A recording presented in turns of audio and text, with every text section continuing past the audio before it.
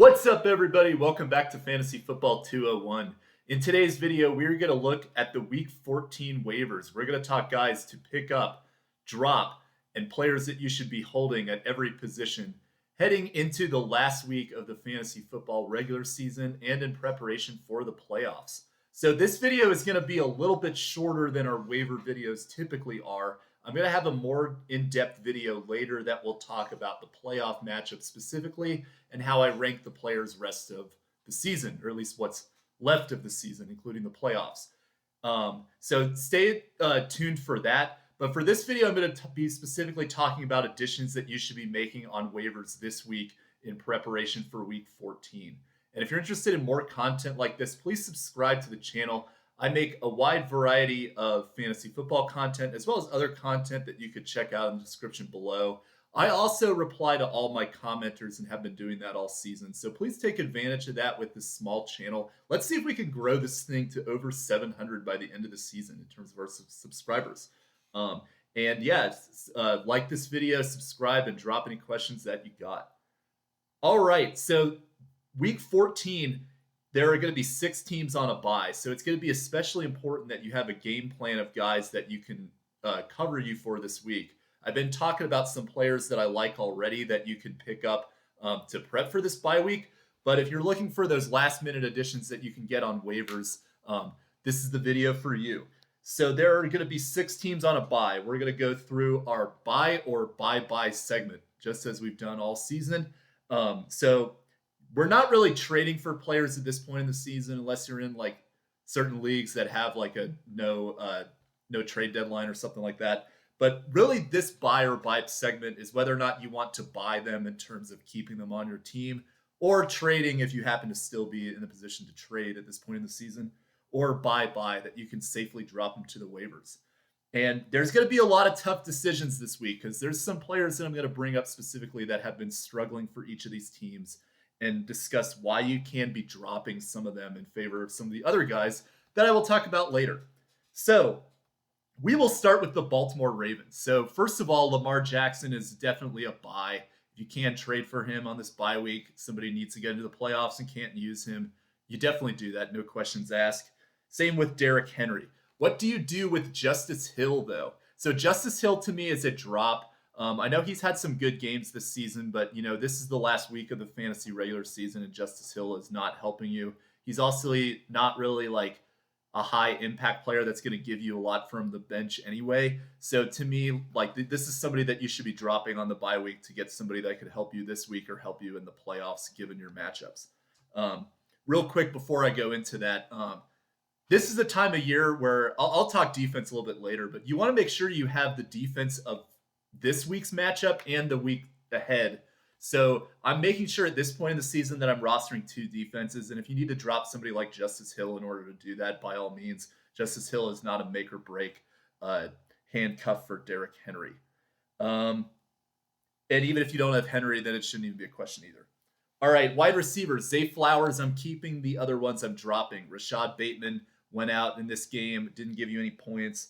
And then Deontay Johnson has been a total flop since coming over from the Panthers. So, I mean, other than Zay Flowers, you don't need to hold on to any of these Baltimore Ravens receivers through their bye week.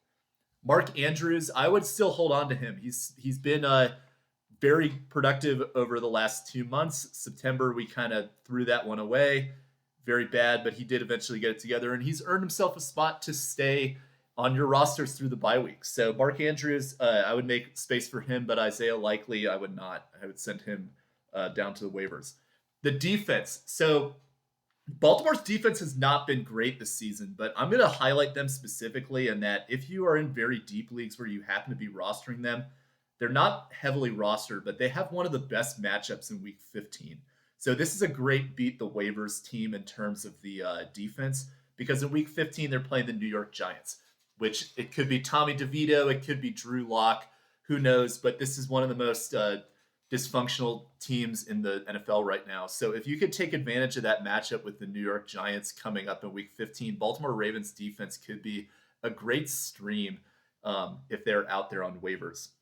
And then Justin Tucker. So you should be dropping Justin Tucker on his bye week.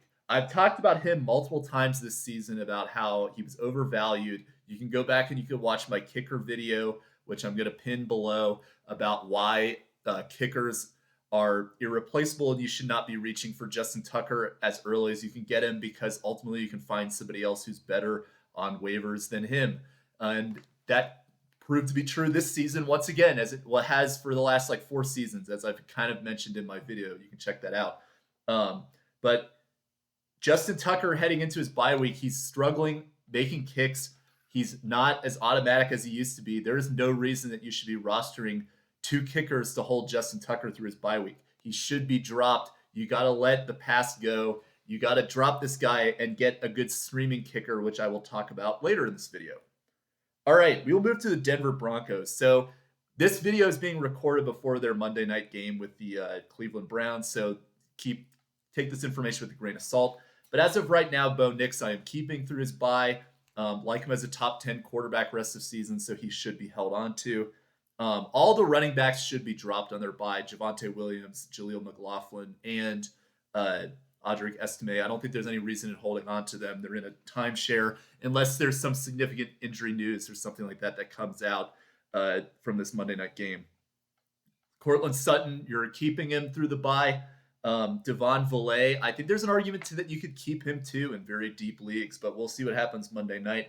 Everybody else is a bye-bye. Troy Franklin, Marvin Mims, Humphrey, all those guys, you don't need to hold them through the bye week. And then the tight ends, if you happen to be rostering any Broncos tight ends, do not do that. What do you do with the Denver defense? So Denver defense, I would try to hold on to if I can, but keep in mind, they have one of the toughest schedules moving forward into the fantasy playoffs. So you may have to kind of change how you view them in the sense. They're the number 3 defense, so keep that in mind. And they do have a nice matchup in week 15 against Indianapolis, but then they get the Chargers and Cincinnati. And I think those 2 semifinal and final rounds of the championship is a little concerning for the Denver Broncos defense specifically. Try to hold them if you want to use them as your week 15 matchup, but let's say that you're a team that's already clinched a first round bye and you're not going to be playing until week 16 after this game, then you could start looking ahead to maybe getting another defense, because I think these matchups with the Chargers and the Bengals in the final 2 games of the playoffs spelled trouble for this team. Houston. So CJ Stroud, this is another tough decision, but I would be dropping him on his bye week.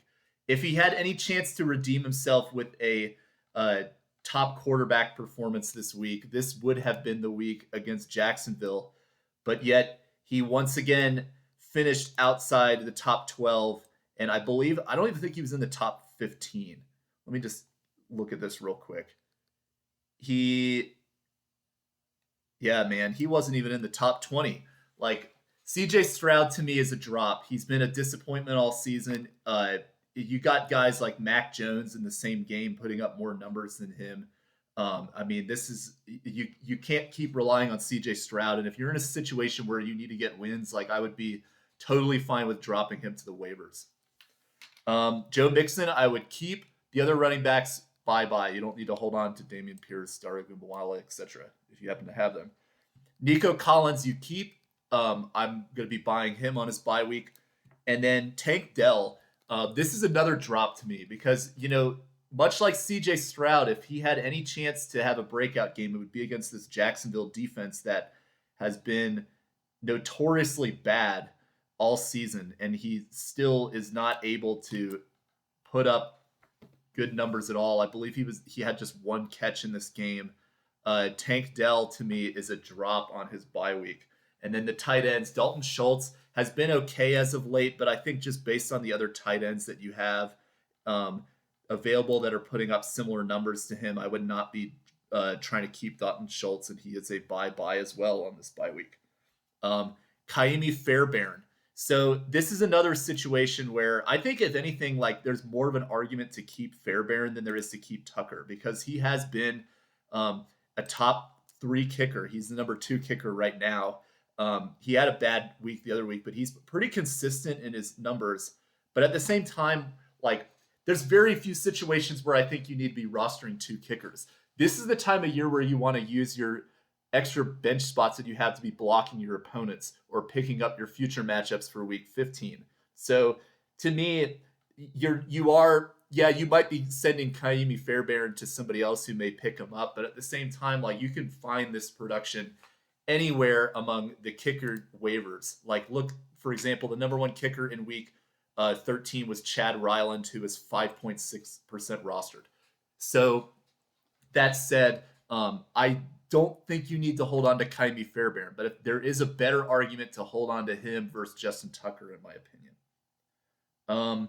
Indianapolis. So Anthony Richardson is another tough decision, but I would be keeping him on his bye week. I think that he provides such a high ceiling with his rushing ability that you've got to roll him out there. And, this is the type of player that, like, you're not going to find guys with that kind of upside on the waivers. And Anthony Richardson's schedule is not bad. It's pretty good, especially in the latter half of the playoffs. They get Denver week 15, so you're not going to be playing him there. But then week 16 and 17, you're getting Tennessee and the Giants. So I would be holding Anthony Richardson for that week 17 matchup if you can, because I think that could be, a real, like, championship winning performance from Anthony Richardson potentially. And then if you're in one of those leagues where you have a week 17 and 18, he gets Jacksonville in week 18. So if you're talking about that final round, if you're doing a 2-week fantasy playoff, Anthony Richardson is one of the best options that you can get. I would be holding him through his bye week. Jonathan Taylor, same thing. He did kind of redeem himself this week, as I predicted, against the Patriots. But I would be trying to keep him through his bye week, despite some of the more recent struggles. The wide receivers, though, to me, I do not feel that you have to keep any of them. Josh Downs, injured. I would be holding on to him of the 4 guys that are relevant on this team. Pittman, Adonai Mitchell, and Pierce, the other ones. But Downs, I think, has the best chance of really being an effective play for you rest of season, provided he comes back healthy. The other ones, to me, there's just too much of a dart throw. If you had to rank them, I would go after Downs, I would go Pittman, then Mitchell because of the upside, and then Pierce. Because to me, like, Pierce is just not a consistent player. And I think that, like, for these Colts receivers, there are better options that you can get on waivers that could help you right now. And I think if you've got to part ways with Michael Pittman, for example, I would be totally fine with doing that. Colts tight ends are obviously not rostering as well as the defense and kicker. All right. So the New England Patriots, Drake May is a bye-bye. He had some good games from time to time, but you got to pull off some wins over the next few weeks. I think you could safely send Drake May to waivers, except for 2 quarterback leagues. I'd hold on to him in that case. And then for running backs, I'd be keeping Ramondre Stevenson. I know that he's also inconsistent, but it just gets such a large volume workload. I'd be holding on to him as well. And then, Antonio Gibson is a drop. You do not need to be holding on to him through the bye week. And all these receivers for the Patriots, Demario Douglas, Kayshon Boutte, etc., all of them could be dropped. You do not need to be rolling them out for week 14 on your lineup. Use those spots to get some guys that could actually help you this week. And then the tight ends. So this is a little more of a difficult discussion. I think that Hunter Henry, if you can keep him, I would, because he's been getting a pretty consistent target workload that you like among your tight ends. And if you're in a really deep league and you don't have a lot of options of guys that you could pivot to, there's a real argument to keeping Hunter Henry. But to me, he's around the tight end 15 rest of the way. He's got some tough matchups defensively, especially in the playoffs. They've got Arizona, Buffalo, and the Chargers. So to me, like, I don't think you have to hold Hunter Henry. And Austin Hooper, you do not need to hold. But both these guys, you want to continue to monitor the situation because they're heavily using their tight ends in this offense. Washington, Jaden Daniels, bye. If this is the same thing as Lamar Jackson, if anybody is willing to trade him because they need to get into the playoffs, then you take advantage of that on his bye week.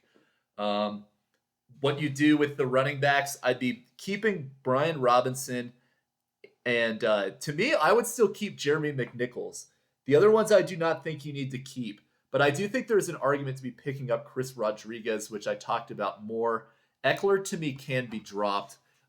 He's not going to be playing in the near future, and you need to start putting together some wins. But the McNichols-Rodriguez situation is worth monitoring in deeper leagues. I would not be dropping Robinson, but if you're in shallow leagues, I think those other two running backs can kind of go on the waiver wire at this time. But I will talk more about that situation when we get to the running backs specifically. Terry McLaurin is a buy, keeping him through his bye week. And then the other ones I'm dropping. Noah Brown went out with an injury, and then the other ones have not stepped up consistently enough that is worth having on your roster. Zach Ertz, there again, is another tight end, much like Hunter Henry, that there's a real argument to keeping him through his bye week. I personally do not like rostering two tight ends unless I have to, but the amount of target involvement that this guy has been getting is really nice. And we go back to week 8. Out of the 6 games since week 8, he has gotten at least 6 targets in 5 of them. He's gotten at least 8 targets in 3 of them. And he's put up over 12 fantasy points in 4 out of those 6 games. So this is a pretty consistent tight end. He doesn't give you a high ceiling. I would try to keep him if you can through his bye week, but I think if you're really desperate, I think you can put him on waivers. But the real thing to keep an eye out is for those teams that already know that they're in the playoffs, and if somebody in your league drops like Hunter Henry or Zach Ertz, this is a great pickup and pivot option if you have somebody like a Kyle Pitts on your bench, for example, who is the definition of inconsistency, or you have another kind of mid option that's not really cutting it for you, or if you had Taysom Hill, this is a great pivot option for you to go to that I really like, that somebody may drop because they may not have the space for these players on their team. Okay, we will go to the quarterback. So I'll be going through pickups, drops, and holds at each position. And as I said later, I will have a video out later that talks about how I rank these players in the playoffs. I'll be going through my chart that I made a couple weeks back for the trade deadline video and making my top 20 for the playoffs. So please keep an eye out for that video and drop any questions that you have below. All right, so my top quarterback pickup for this week, I've been talking about this player a lot, is Will Levis. He gets Jacksonville, Cincinnati, Indianapolis, and Jacksonville for the remaining 4 games of the fantasy football schedule. So if you're looking for a bye week replacement, this is about as good as you can get. He gets Jacksonville this week. Will Levis has been playing pretty well as of late. We'll go through his numbers in just a sec. But he's given you respectable quarterback performances that are better than C.J. Stroud, for sure.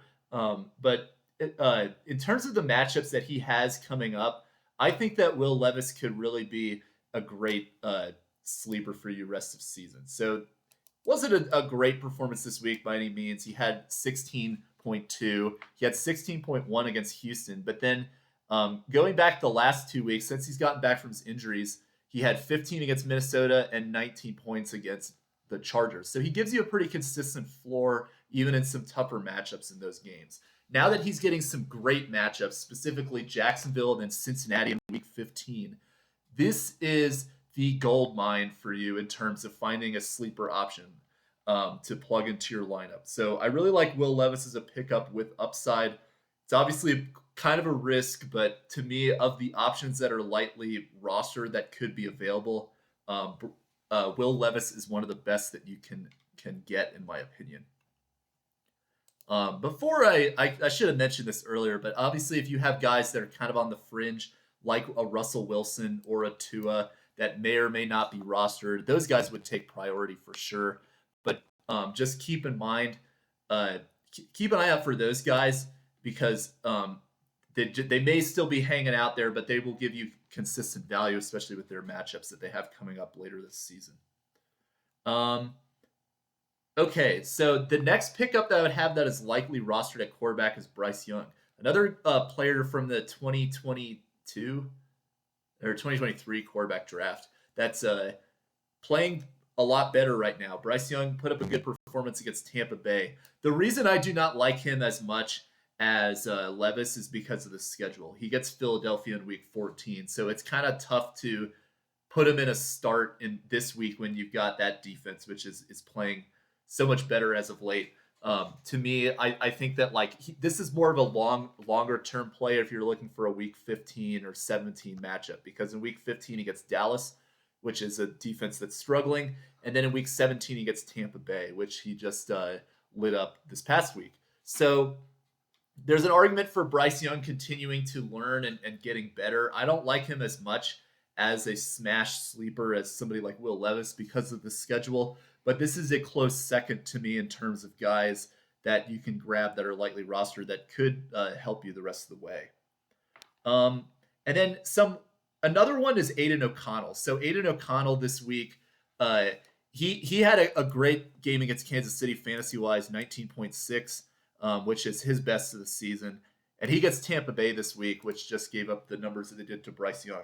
I don't really like the idea of starting him, though, because we have not seen any kind of consistency from him throughout his career.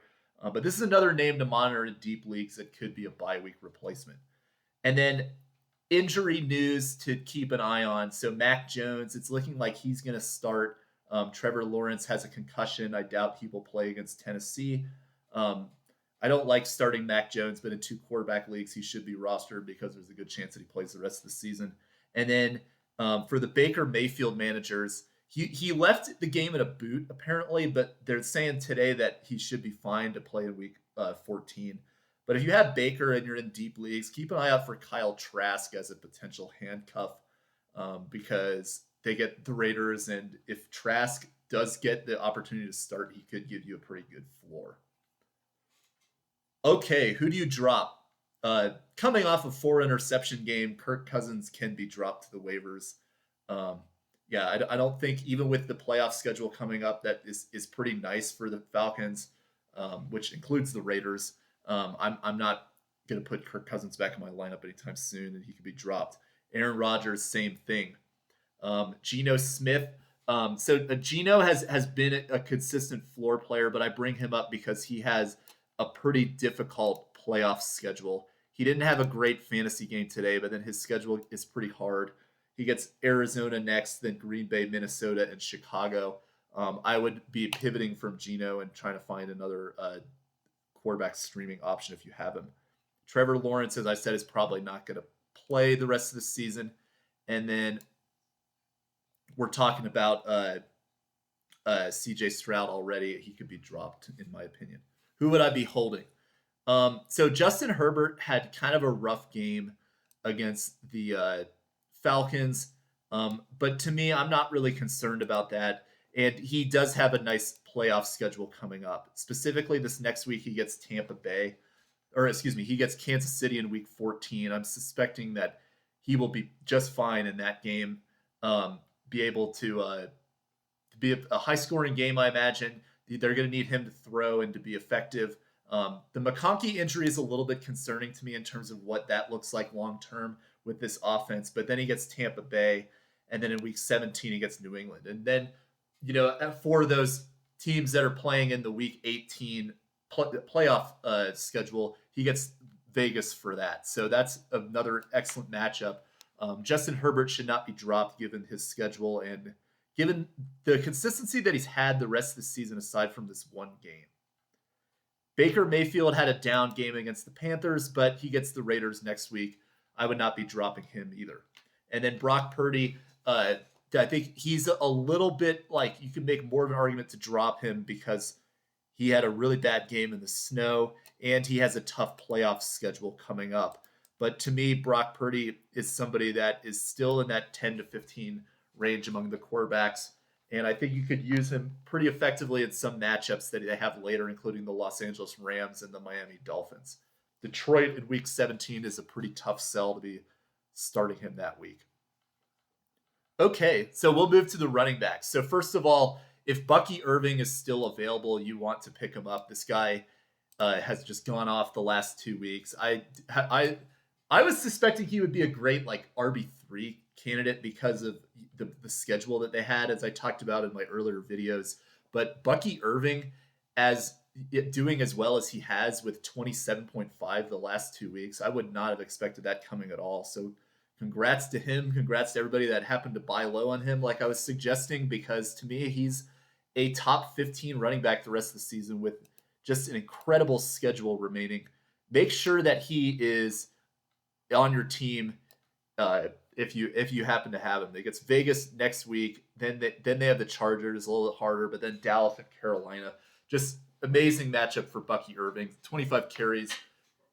Make sure he's rostered. But then if you take him out of the equation, the number one pickup of the entire week is Jordan Mason. So hopefully if you had CMC, you already have rostered Jordan Mason, or you already grabbed him anyway. And this is what I've been saying the entire season about handcuffs. Make sure that you have the handcuffs to those elite running backs, because now Jordan Mason is a league-winning potential that is right out there on waivers. Like, just picture Christian McCaffrey being out there on waivers right there for you. This is Jordan Mason, which I'm sure everybody knows already because he's there. So if you're in a league with Fab, like, I would just dump everything that you have to get Jordan Mason at this point in the year. You're not going to find guys like that very often if they are available. So all that being said, like, and I'll talk about this in a little bit, make sure you have those handcuffs, because if you had CMC but you don't have Jordan Mason, then you're kind of screwed right now.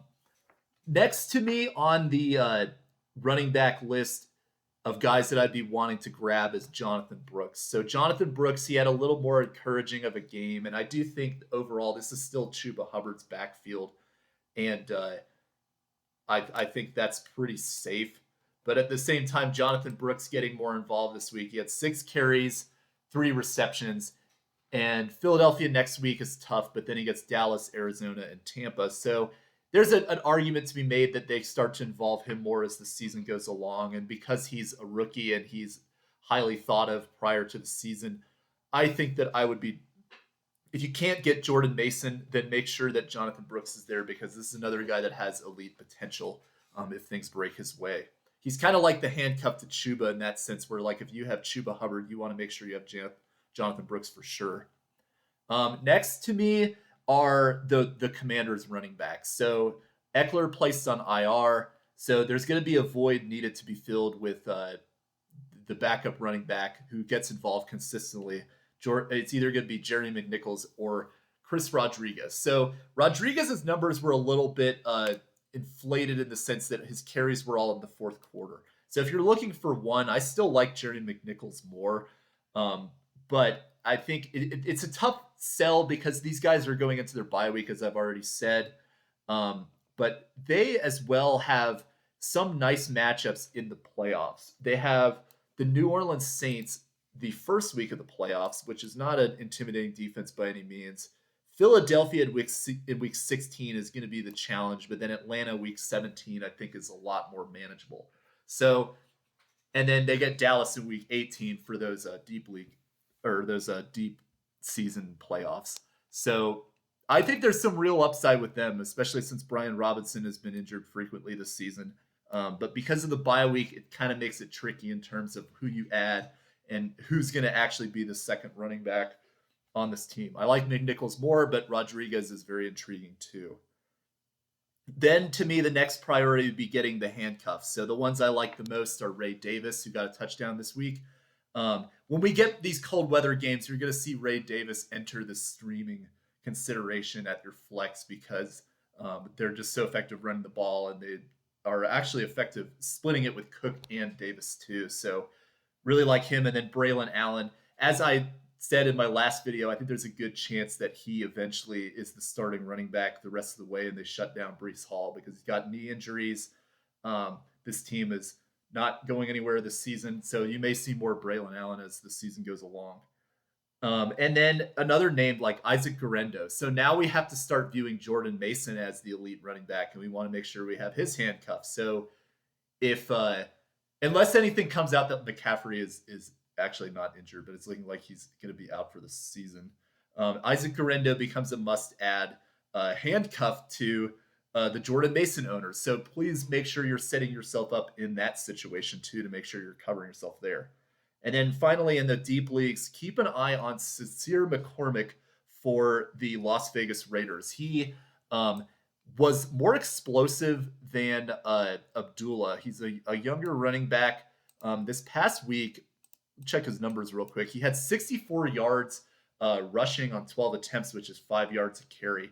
And in the previous game against Denver, he had 5 carries. So his carry count is going up. We'll see what happens with Madison and Zamir White, but there's a chance that he could be getting some more looks as well as the season goes along. And their schedule is pretty nice too. They got Tampa Bay next week, then Atlanta, then Jacksonville, and then New Orleans. So real deep leagues, keep an eye on Sincere McCormick. Who can you drop? To me, Tajee Spears, he could be dropped. He really was not effective in limited carries. It's just really not worked out for him taking over this backfield. Devin Singletary presents limited upside for this Giants team. I would be going with Tracy, and I don't think you ever want to be in a situation to have Singletary be out there, because when he did have the majority of the carries early in the season, he really was not that effective. Tyler Allgeier can be dropped. They've clearly transitioned to Bijan as the lead back at this point. Allgeier is just kind of a dart throw handcuff at this point. So you really should only be rostering Allgeier if you have Bijan. Same with the Arizona handcuffs. Trey, Benson, and Emari DeMercado are really only of value right now to the Connor manager. And then these players, Jacksonville, I think you can safely drop Tank Bigsby and Travis Etienne. Yes, you can drop him at this point. Etienne has been dreadful this season. He's been probably one of the biggest busts of the fantasy football season in general. Yeah, it's just, I mean, he had a little bit better of a game today in terms of like 8.8 points versus, his previous highs. But like throughout the season, like he's only gone over 10 fantasy points 4 times. He's only gone over 14 points once. I mean, this is about as bad as you can get. And I mean, and honestly, like what really makes you think that things are going to change? Because now he's splitting the backfield with Tank Bigsby. He's they've got quarterback problems. They've got offensive problems. It's just, to me, like I would just kind of just cut ways with these guys, because they're just going to cut into each other, and this offense is not effective enough to really create great value for either of them. I'd be looking for some of these more deeper options that have better upside. So that said, like let's say that you have Breece Hall and Braelon Allen is out there. I would cut Travis Etienne to make sure that you have Braelon Allen to cover yourself for the number 1 playoff schedule among running backs in the playoffs. And then who do you hold? So in the shallow leagues, like I'd still hold Chuba Hubbard. I know he had a bad game, and Jonathan Brooks had a better game, but I'm not really concerned about this moving forward. I think this is still Chuba Hubbard's backfield. Probably going to be a little more cautious about putting him back in my lineup again, but I would not be dropping him. Same with Braelon Allen. A lot of people picked him up, and as I've already said, like you do not want to put handcuffs like that on waivers. And same with the other handcuffs specific to your own guys, because when you think that sometimes like injuries happen midweek in practice, and let's say that hopefully, like knock on wood, this kind of thing doesn't happen, but like what if you have like Saquon and then he tears his ACL midweek and you don't have Kenneth Gainwell? Well, that's the kind of thing that you need to prepare yourself for. So that's why you want to make sure you have, if you own Saquon, you have to have Kenneth Gainwell. And I've said this throughout the last several weeks. So make sure, and honestly, like if you have space, like I'd pick up Kenneth Gainwell to block whatever manager that has Saquon and probably winning their league, so that way, if anything were to happen, like you have the replacement. And then these 3 running backs have all struggled relatively as of late. Kenneth Walker, DeAndre Swift, and Tony Pollard. I would not be dropping any of them. I think Kenneth Walker will be fine moving forward. They do have tough matchups, but I think the volume is there enough that he gives you a consistent enough floor that is, it's been pretty bad the last few weeks, but guys with his talent, I like to have the ability to turn things around. And then DeAndre Swift gets the 49ers next week, which all of a sudden is a good matchup for running backs. And then Tony Pollard gets Jacksonville. So all 3 of those guys, they've kind of all been struggling, but I would not be dropping them. Wide receivers. Check if Keenan Allen is out there. He was dropped in a lot of places, and since they've switched on from Shane Waldron, now Keenan Allen has been playing a lot better. So he would be, if he's out there, he would be the number one guy to have. To me, though, if you're looking at all the other guys that are likely available, the number one to me is Nick Westbrook-lkhine. This guy continues to do it on limited volume, but the thing that he's gotten 7 touchdowns now in the last 8 games, but now he's getting more involved. I believe he had 8 targets this past week, and he finished as a top 10 wide receiver with 21 fantasy points.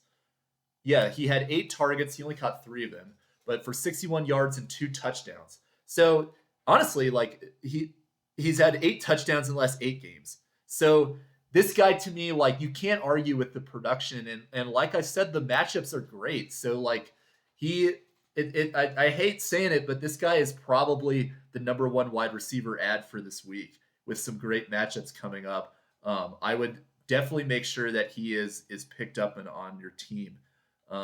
Yeah, that schedule that I've said multiple times: Jacksonville, Cincinnati, Indianapolis, Jacksonville, number one for wide receivers, just like it is for Will Levis and the quarterback.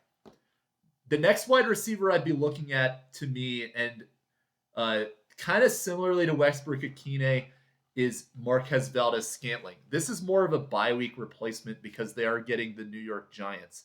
And the Giants defense, now that they've lost Dexter Lawrence, is going to be getting a little bit worse. So, and the Saints, now that Taysom Hill is injured and out for the season, they need somebody to continue to fill their void. And to me, this sets up perfectly for Marquez Valdez-Scantling to continue to thrive. He as well has 4 touchdowns in his last 3 games. So this guy, to me, he gets the Giants in week 14, and he gets Washington week 15, which is an okay defense, Green Bay, and then he gets the Raiders in week 17, another smash matchup for the New Orleans Saints. So it's Westbrook-lkhine and then Valdez-Scantling, to me, are the 2 wide receivers you want to make sure that you have rostered for this week. They're both great plays in week 14, but then they're also great potential championship plays as well. Next, to me, this is more of an upside go, is Joshua Palmer. Jordan Palmer is like a quarterback, I believe. But what was he, like Carson Palmer's brother or something like that? I know I've seen him on ESPN before. But Joshua Palmer, they're having some wide receiver voids that need to be filled too. McConkey is injured. It kind of remains to be seen how long he's out. Quentin Johnson has reverted back to his inconsistency that he showed in his rookie season. So Joshua Palmer, down game this week, but there's a real chance that he continues to get more involved. And this is more of an upside play specifically. He's clearly behind MVS and Westbrook-lkhine, but I like the potential opportunity for Jordan Palmer should McConkey miss time. Parker Washington had a good game. They need a second receiver too. I just have question marks of if Mac Jones can consistently do that, or if he was just able to get away with it this week because they didn't have the scouting report really on him. They were focused more on Trevor Lawrence. So, yeah. But Parker Washington, interesting as well, and the numbers this week were great. Top 5 wide receiver. He had 24 fantasy points, 12 targets. Can't really argue with that. And then next to me would be the 2 Panthers. We've got Adam Thielen continuing to get it done in his age. This game, he had 10 targets, 8 for 99, and a touchdown. He really does have good rapport with Bryce Young since the 2 of them have been together the last 2 seasons. And then David Moore was he was okay again. I don't really like him as much, and I think that I would still prefer to have Leggett than Moore. But now Leggett, to me, is getting the targets but not really standing out quite the way I would hope he would. And I think Thielen has kind of leapfrogged him in terms of the guy that I like more in this offense. But these Panthers receivers are all pretty good options. And then Ray McCloud is a decent option as well, with that schedule that I mentioned for Atlanta.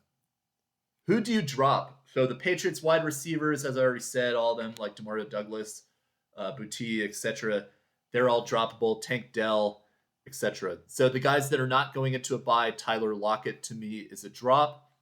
Other guys that are droppable, given the situation, you have Quentin Johnston struggling with drops, struggling with just kind of like basic wide receiver fundamentals.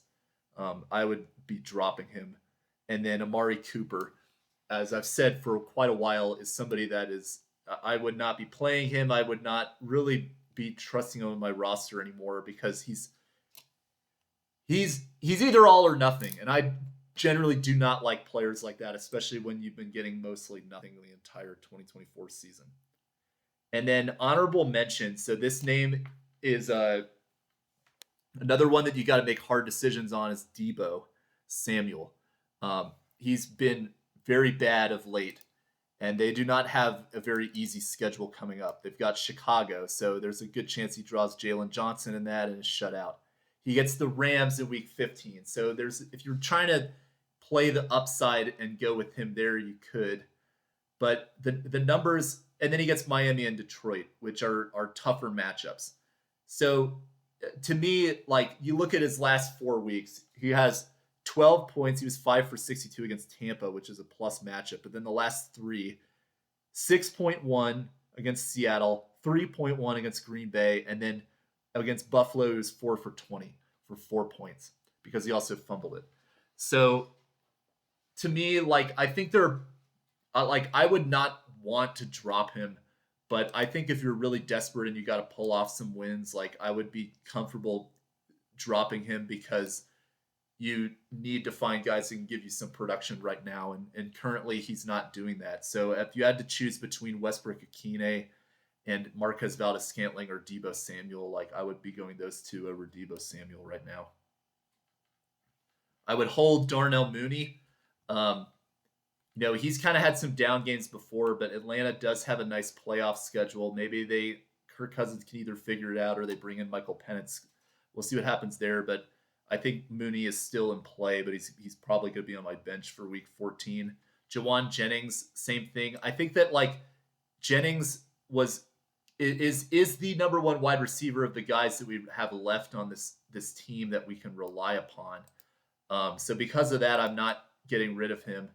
But yeah, just like I said with Deebo, he's got a tough schedule. I just think that Jennings as a whole has been more consistent this season, which has been very surprising. And then Calvin Ridley had a down game, but I would not be dropping him because of the that schedule that I mentioned with Westbrook-lkhine and Will Levis. Tight ends. So the top tight end pickup for me this week comes from the Carolina Panthers. This is among the lightly rostered tight ends, and it is Tommy Tremble. So they have a great playoff schedule coming up, as I've mentioned, with this team. They have Philadelphia week 14, which is tough, but then Dallas, Arizona, Tampa Bay, and then Atlanta in week 18 for those of you that use that. So he has some great playoff matchups for tight ends. And I think that Tremble off this... So part of the reason I like Jatavion Sanders is because of the need of another receiver.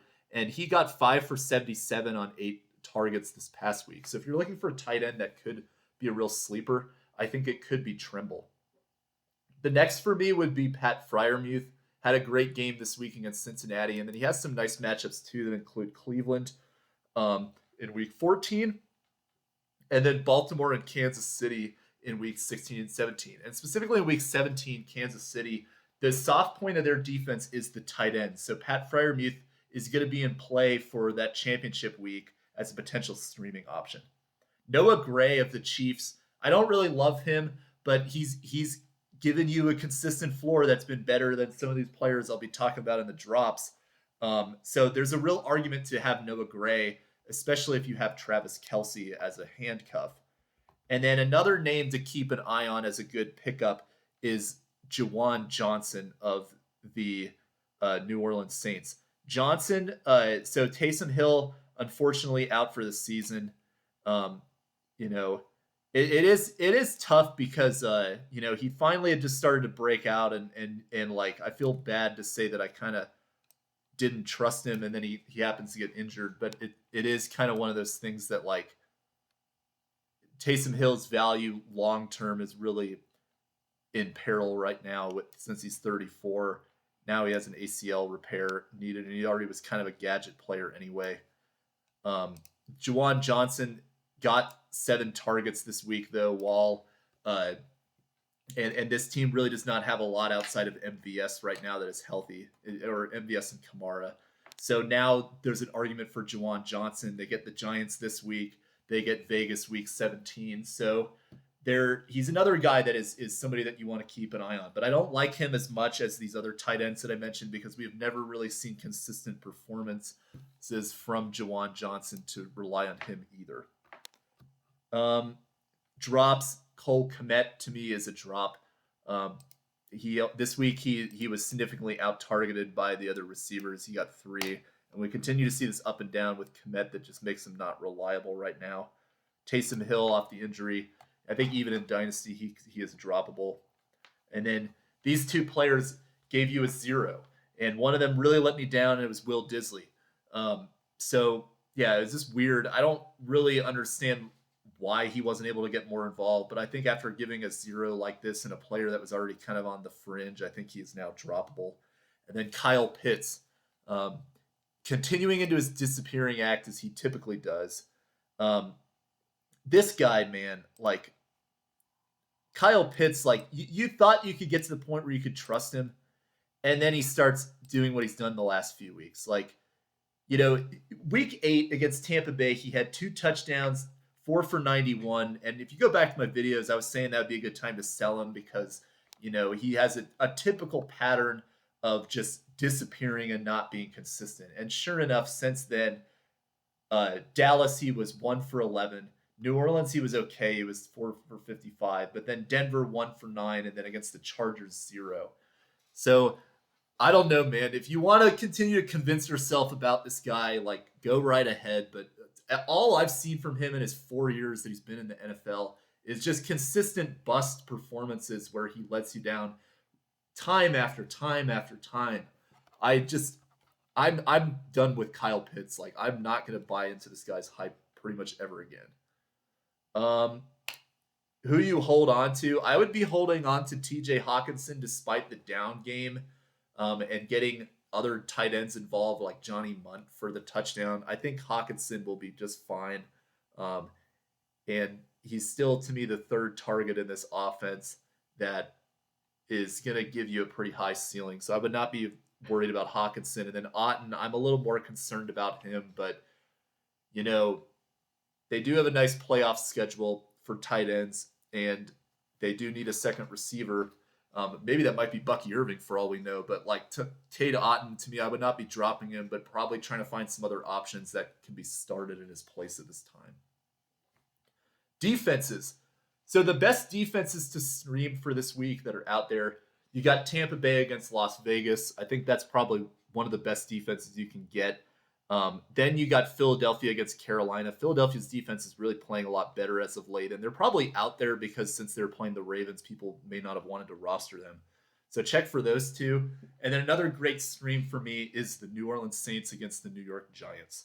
But if you're looking specifically at week 15, this is where things get a little more interesting because at this point, as I said, for defenses, like I'm rostering my week 14 defense and my week 15 defense. So I'm planning this out a week in advance to set myself up for the playoffs. That's what I really would recommend you do with your defenses to make sure that you're getting the ideal matchup among a defense that like is not looking too hot for week 14, but week 15, it's great. And my number 1 out there that I've already mentioned before is the Baltimore Ravens playing the New York Giants. The Ravens defense has gotten a little bit better as the season has gone along. They've notoriously kind of been poor and don't rank very high in terms of fantasy. But against the Giants, like by this point, they're probably going to be even more of a mess than they already are. I like the Ravens to be a great streaming matchup against them. Another great option is Kansas City against Cleveland. Kansas City may be dropped because of the Chargers matchup and in general because they have not been putting up great numbers as of late. But I think against Cleveland and Jameis Winston, there's a good upside for pick 6s and just a strong play in general. Atlanta against Las Vegas is another good stream. And then 2 other teams on a bye this week that have good matchups coming after the bye. Denver gets the Colts and Washington gets New Orleans. So those are all great defenses that you could stash ahead for week 15. I would definitely recommend you do that. And kickers, we'll close things out with them. So Tyler Bass is a great stream this week. He gets the Los Angeles Rams in a dome, and he's already got a big leg. I think this is a good kicker that at this point you want to be targeting the guys in a dome to avoid the inclement weather. Jason Sanders gets the Jets at home. That's another great one. And then Chase McLaughlin gets the Las Vegas Raiders. Those are, to me, the best kicking options. And then as an honorable mention, I'll bring up Jake Elliott against Carolina. The sneaky move, though, to me would be to play Evan McPherson. And that's because at this point in the season, like, you're trying to block and set yourselves up for week 15. So let's say that you're in a position where you feel pretty confident that you could win this week, but you want to make sure that you're setting yourself up for your playoff matchup in week 15. So a real underrated move that I recommend you do, this is kind of like a fantasy football chess move in a way, is that you play Evan McPherson because he's playing on Monday night. So that said, what you can do in that situation is you hold your kicker McPherson, especially if your opponent doesn't have anybody from the Dallas or Cincinnati game. And let's say that, like, the best case scenario is if you have McPherson as your kicker and you've already beaten your opponent. So he's already played everybody and you've already, like, sealed up the week and you just got McPherson left as your kicker. Well, now you know you've won. You know you've locked up your playoff spot. Now what you could do is make sure you get Khalil Herbert. So you could pivot last minute if you're winning to drop McPherson, should you be winning that game, to get the handcuff to Chase Brown. So then if anything were to happen to him, then you have a starting running back. So this is a good chess move to consider because I think McPherson will be an okay stream in the Dallas Dome for Cincinnati. I don't love him as a kicker, but it's more so just setting yourself up for options should you be winning the week. And should you seal up your week 14, you can now use McPherson to fill either the spot that you need from that Dallas and Bengals game, or you could pick up one of those players on the bye week. So if you're in a position like you feel comfortable with your team and you've been kicker streaming, like, I would go with McPherson because it does give you some good pivot options for that Monday night game. All right, so that's all that I've got for this week's video. Please check out my videos, which will be coming out later in the week. I'll be talking about the playoff matchups as well as start-sit videos for week 14. Well, we'll see you guys next time and hope you guys have a great week.